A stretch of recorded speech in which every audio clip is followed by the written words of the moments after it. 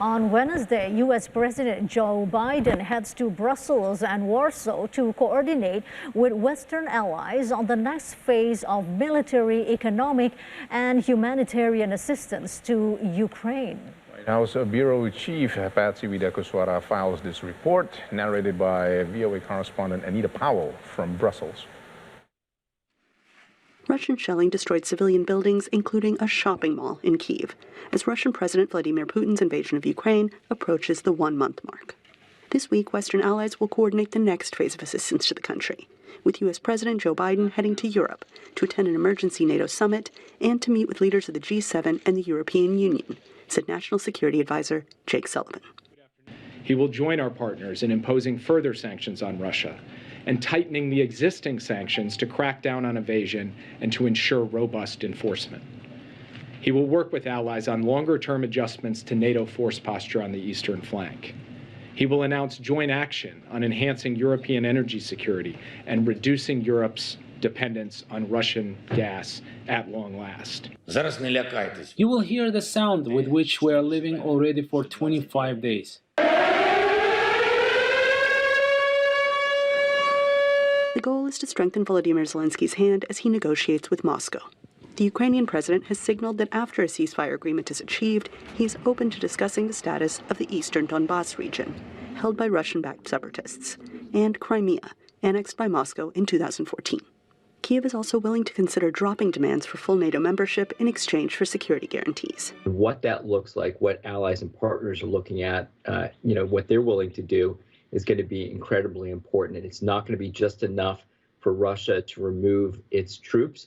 Russia will also have to pay for the rebuilding of what took place in Ukraine. Biden will need to navigate divisions between NATO allies who want to supply offensive weapons, such as fighter jets, and others who want to avoid escalation with Moscow.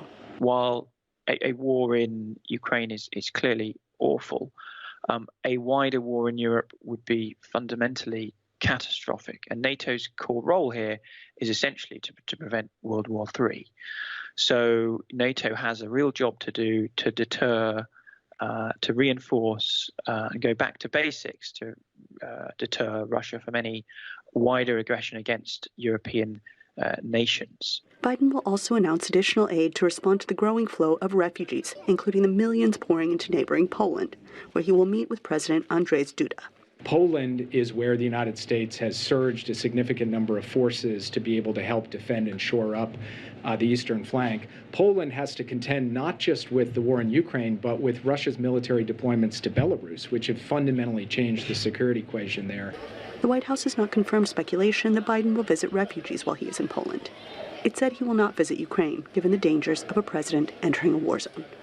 Thousands of NATO troops are taking part in military exercises across Norway to test the ability of the alliance to operate in cold weather conditions.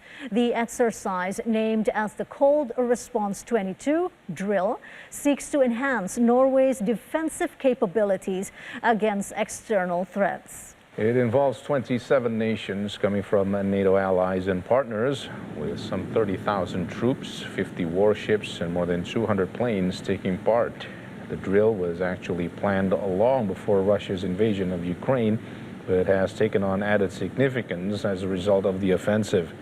As part of the exercise, an air refueling tanker set off from the German city of Cologne on Tuesday.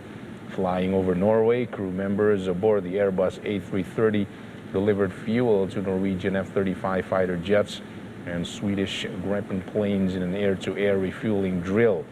Cold Response 22 runs between March 14th and April 1st. So now he's perfect on the right-hand side and showing.